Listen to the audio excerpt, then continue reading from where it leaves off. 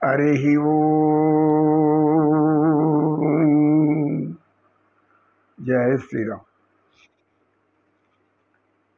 సత్యనిష్ఠుడు చూస్తుంటే అల్లం దూరాన భూతి అనే శిష్యుడు ఏదో భుజాన్ని వేసుకొని వస్తూ ఉన్నాడు. తీరా చూస్తే ఆ భుజం పైన ఉండేది ఒక కుక్క శవం, చనిపోయేది. దాన్ని మోసుకొని వస్తున్నాడు. శిష్యులందరూ చూసి, నీ కుక్కను ఎందుకు తెస్తున్నావు, దూరంగా పారైపో అని నన్ను అరుస్తున్నారు అందరూ. వాడు వస్తూనే ఉన్నాడు. వచ్చాక సరే అక్కడ వేశాడు. వెంటనే గురువుగారు, మీరు సకల జీవరాశుల్లో దైవం ఉందన్నారు కదా, మానవ సేవే మాధవ సేవ అన్నారు. అంటే మానవుల్లో దేవుడు ఉన్నాడు, కుక్కల్లో జంతువుల్లో కూడా దేవుడు ఉన్నాడు కదా, మరి దానికి అలా ఎవరు చంపాడు, పడేసి ఉండరు. దాన్ని మనం కూడా దాని యొక్క క్షేమం చూడాలి కదా, దాన్ని ఏం చేయమంటారు అని అడిగాడు. సత్యనిష్ఠుడు నవ్వి, నీవు చెప్పింది ఎలా చెప్పా అలా చేస్తావు, అంతేగాని అందులో ఉండే పరమార్థాన్ని మాత్రం నీకు తెలియదు. శ్రావణభూతి, నీవు వీటి తీసుకెళ్ళి దాన్ని ఎక్కడో ఒక కొంత తవ్వి దాన్ని పాతి పెట్టి మన శవాన్ని చేసే కర్మకాండాలని దానికి కూడా చేయండి పోండి అని అన్నాడు సత్యనిష్ఠుడు. సరే అది అలా అయిపోయాడు. పోయి వచ్చేసిన తర్వాత శ్రావణభూతి గురువుగారు మళ్ళా పద్యం అన్నారు. నీకు ఈ పద్యం పిచ్చి వదలదు. అందరికీ మద్యం పిచ్చి ఎట్లా వదలదో, ధూమపాన పిచ్చి ఎట్లా వదలదో, కర్మకాండలు అనేక కర్మలు చేసుకుంటూ ఋషులు వాళ్ళవి ఎట్లా అలవాట్లు మానవ వదలరో, నీకు కూడా ఈ పద్యం పిచ్చి వదలదు. ఇప్పుడు ఎందుకు వాళ్ళు వదలాలి, అవి వదలరు. దానివల్ల రోగాలు వచ్చినప్పుడు బాధపడాలి, పడతారు, అంతే, అయిపోయింది కర్మ. నీవు చెప్పిన పద్యం గురించి నేను ఒక పద్యం చెప్తాను, గుర్తొచ్చింది అని వినయశీలుడు పైకి లేచాడు. వినయశీలుడు చెప్తున్నాడు, కంటిలో నలుసు కాలిలో ముళ్ళు, చెప్పులో రాయి చెవులో జోరీగా, ఇంటిలో పోరు ఇంకెంత కాదయ్య విశ్వధాభిరామ ఇంద్రుడు. గురువు గారు దీని అర్థం చెప్పండి నాకు. కంటిలో నలుసు కాలిలో ముళ్ళు, చెప్పులో రాయి చెవులో జోరీగా, ఇంటిలో పోరు ఇంకెంత కాదయ్య విశ్వధాభిరామ ఇంద్రుడు. ఇది సహజంగా పూర్వకాలం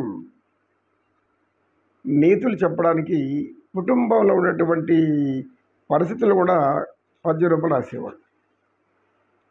చెప్పులు వేసుకొని నడుస్తూ ఉంటారు పూర్వం, అందరూ నడుస్తారు చెప్పులు వేసుకొని. అయితే ఆ రోజుల్లో ఇప్పుడు సిమెంట్ రోడ్లు, తార్ రోడ్లు మరి లేవు. ఆ రోజుల్లో అంతా ఇసుక రోడ్లు, మట్టి రోడ్లు ఎంత ఉంది. పోతూ ఉంటే ఏదో ఒక రాయి కాలు కింద చెప్పులు దూరేస్తుంది.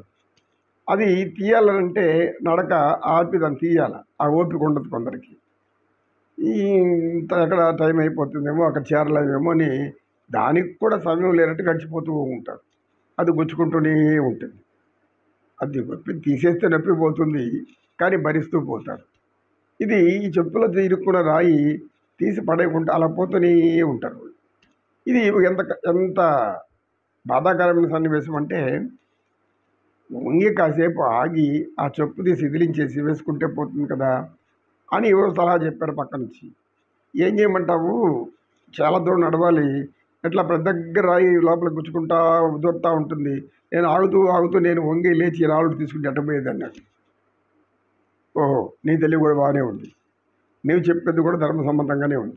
ఈ రాయి తీయేస్తావు, ఇంకొక రాయి దొరుకుంటుంది, ఆ రాయి తీయేస్తే ఇంకొక రాయి దొరుకుంటుంది. మనిషికి కష్టం వస్తుంది, ఏదో రకంగా తంటాడు, ఆ కష్టాన్ని తీర్చుకుంటా ఉంటే ఇంకో కష్టం వచ్చి పడుతుంది. ఇది ఏందిరా కర్మ, మళ్ళా ఒక కష్టం వచ్చింది, ఆనందం తీస్తే ఇంకొక కష్టం వస్తుంది. ఇలా కష్టాల మీద కష్టాలు వస్తుంటే ఏమైపోయింది మనుషులు. శోధనై పోదుముడా స్వామి. ఇలా భగవంతుడు ఈ బాధలు ఎందుకు పెడతాడో అర్థం కాదు నాయన.